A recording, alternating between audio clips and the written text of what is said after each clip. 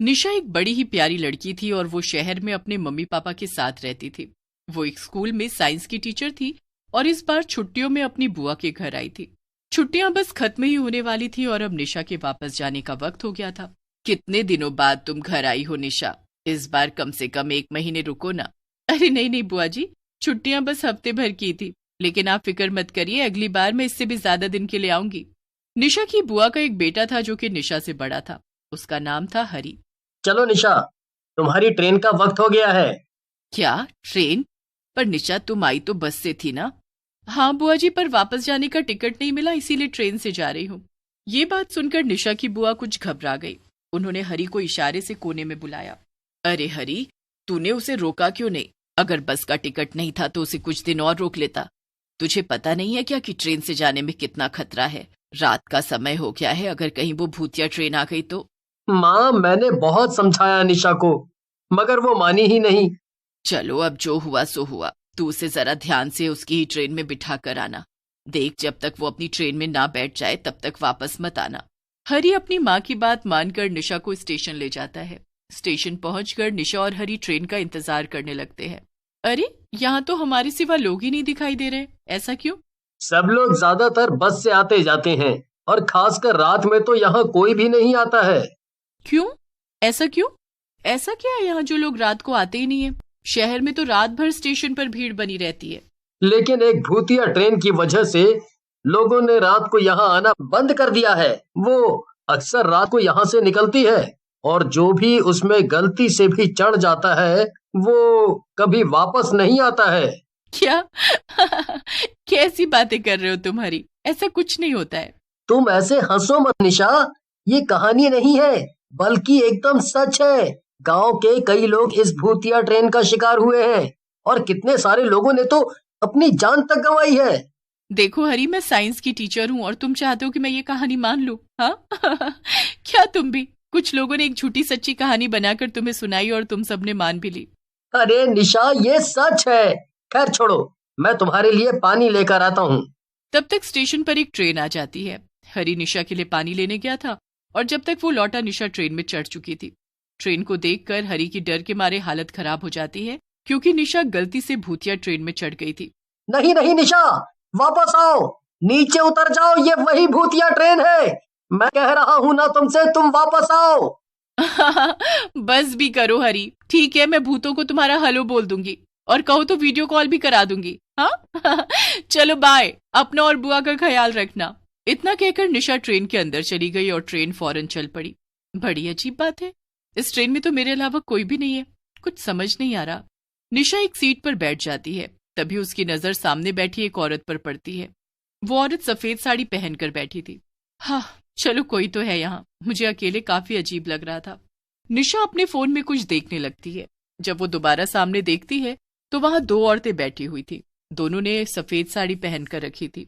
अरे, अभी तो यहाँ बस एक ही औरत बैठी थी, अब ये अचानक से 2 कैसे हो गई? खैर, मुझे क्या। निशा फिर से अपने कामों में लग गई। अपना बैग सीट पर रखकर वो लेटने की तैयारी में थी कि उसकी नजर दोबारा सामने बैठी औरतों पर पड़ती है। इस बार सामने 3 औरतें वैसी सफेद साड़ी में थी। ये क्या हो रहा है? कुछ ना कुछ तो गड़बड़ जरूर है। फिर ट्रेन एकदम से रुक जाती है और निशा बाहर झांक कर देखती है। वहां एक बहुत अजीब सा स्टेशन था और उस पर कई यात्री खड़े थे। सभी यात्रियों ने सफेद रंग के कपड़े ही पहन रखे थे और सभी नीचे सर झुकाए थे। उनमें से कुछ यात्री ट्रेन में चढ़ जाते हैं और ट्रेन आगे चल पड़ती है। यहाँ तक कि निशा के सामने बैठी सब औरतें भी स्टेशन पर उतर जाती हैं। पता नहीं क्यों, मगर ये ट्रेन और इसके यात्री दोनों ही बहुत अजीब लग रहे हैं। निशा ध्यान देती है कि ट्रेन में बैठे सभी यात्रियों के पैर उल्टे थे। हे भगवान, ये तो सच में एक भूतिया ट्रेन है। अब मैं क्या करूं? इससे कैसे बाहर जाऊं मैं? निशा ध्यान देती है कि ट्रेन दोबारा एक स्टेशन पर रुकती है और वो भी ठीक 15 मिनट बाद। उस स्टेशन से वापस कुछ यात्री ट्रेन में चढ़ते हैं। ये ट्रेन हर 15 मिनट पर रुक रही है। मेरे पास बस यही एक मौका है बचकर भागने का। निशा चुपचाप बैठ जाती है और अगला स्टेशन आने का इंतजार करने लगती है। तभी एक डरावनी चुड़ैल निशा के ठीक सामने बैठ जाती है। वो निशा को घूर घूर कर देखने लगती है। हे भगवान, अब मैं क्या करूं? ये तो मुझे ही घूर रही है। मैं कैसे निकलूं अब इस ट्रेन से बाहर? निशा काफी देर तक वहीं बैठी रहती है, क्योंकि बाहर जाने के लिए उसे कोई तरीका समझ में नहीं आता। तभी उसमें से एक भूत हवा में उड़ने लगता है और बाकी भूत भी अजीब तरह से हिलने लगते हैं। निशा को अब बहुत डर लग रहा था। निशा जोर से चिल्लाती है, बचाओ। तभी ट्रेन फिर से एक स्टेशन पर रुकती है। निशा बाहर देखती है तो हैरान हो जाती है। उसका भाई हरी स्टेशन पर खड़ा था। कुछ भूत भी थे जो ट्रेन में चढ़ रहे थे। हरी ने एकदम भूतों जैसा भेष बना रखा था ताकि कोई उसे पहचान न सके। वो भी ट्रेन में चढ़ गया और निशा के पास आकर बैठ गया। निशा, तुम बिल्कुल फिक्र मत करो, मैं तुम्हें बचाने आया हूँ। हरी, तुम्हें यहाँ नहीं आना चाहिए था। यहाँ हर तरफ केवल भूत प्रेत और आत्माएं हैं। मुझे कुछ समझ नहीं आ रहा कि हम यहाँ से कैसे निकलेंगे। निशा, हम इस रास्ते से तो कभी इस ट्रेन से नहीं उतर सकते हैं। मैंने इस ट्रेन के बारे में बहुत खोज की है, क्योंकि गांव के कई लोग इसी ट्रेन की वजह से मारे गए हैं। मैं सालों से इस ट्रेन के राज के बारे में पढ़ रहा था ताकि आगे मैं किसी को भी इसमें आके मरने ना दूं, लेकिन मैंने ये नहीं सोचा था कि मैं खुद इसमें फंस जाऊंगा। निशा ध्यान से हरी की सभी बातों को सुन रही थी। निशा, हमें अगर इस ट्रेन से बाहर जाना है तो हमें इंजन की तरफ जाना होगा, जहाँ पे इस ट्रेन का ड्राइवर बैठा है। वहीं से हम इस ट्रेन को रोक सकते हैं। लेकिन मुझे बहुत डर लग रहा है हरी। मैं जानता हूँ निशा, लेकिन अगर हम यहाँ रुके तो वैसे भी मारे ही जाएंगे। इसीलिए हमें अपनी जान बचाने की कम से कम एक कोशिश तो करनी ही पड़ेगी ना। चलो। फिर निशा और हरी दोनों अपनी सीट से उठ जाते हैं, लेकिन सभी आत्माएं उन्हें घूरने लगती हैं। निशा और हरी फिर से अपनी सीट पर बैठ जाते हैं। निशा, वो देखो, तुम्हारे बगल में ट्रेन की लाइट का बटन है, उसे दबाओ, तभी आत्माएं हमें जाते हुए नहीं देख पाएंगी। ऐसे तो ये हमें यहाँ से जाने नहीं देंगी। निशा बटन दबा देती है और पूरी ट्रेन में अंधेरा छा जाता है। फिर निशा और हरी धीरे धीरे आगे बढ़ते हैं। निशा आगे जाती है और वो उस डब्बे का दरवाजा खोलने की कोशिश करती है। हरी, ये दरवाजा तो खुल ही नहीं रहा है। हरी जोर से दरवाजे को धक्का मारता है और दरवाजा खुल जाता है। अंदर 2 ड्राइवर भूत बैठे हुए थे जो कि ट्रेन को चला रहे थे। वो निशा और हरी को गुस्से से घूरते हैं और उन्हें मारने के लिए दौड़ पड़ते हैं। हरी जोर से चिल्लाता है, निशा, मैं इनसे निपट रहा हूँ, तुम जाओ, जल्दी से जाओ और जाके ट्रेन को रोको। लेकिन हरी, मैं तुम्हें अकेले कैसे छोड़ दूं? इतना वक्त नहीं है निशा, जाओ, जल्दी जाओ।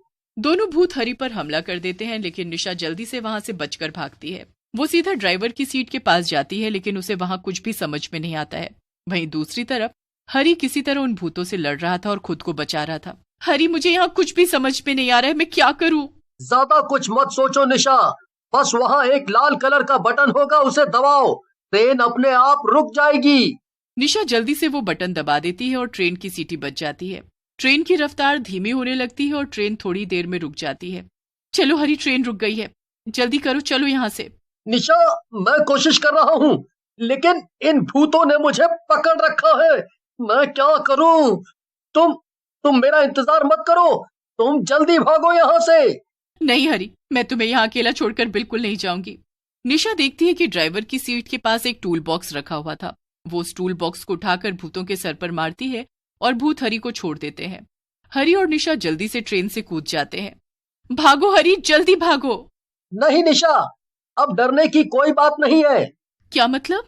निशा, ये भूत इस ट्रेन से बाहर नहीं आ सकते हैं। इनकी आत्मा इसी ट्रेन में कैद है। अब बाहर हम एकदम सुरक्षित हैं। निशा और हरी ट्रेन से बाहर निकलकर चैन की सांस लेते हैं। फिर वो अपने घर वापस चले जाते हैं और सबको भूतिया ट्रेन के बारे में बताते हैं। लोगों का मानना था कि वो ट्रेन अक्सर उस स्टेशन से गुजरती थी, लेकिन उस दिन के बाद से कोई भी उस स्टेशन के आसपास भी नहीं गया।